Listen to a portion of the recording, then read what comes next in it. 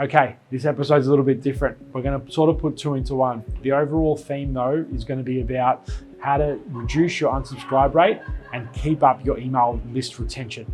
So at the time of shooting the first little segment, Pardot had not yet released 2-click unsubscribe. So we speak about building email preference centers out and how that can help with your unsubscribe rate.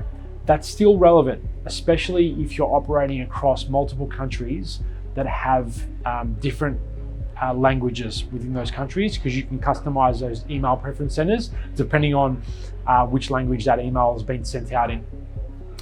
We'll then cut and you'll see me again, and we'll talk about an intro, how to configure a 2-click unsubscribe page.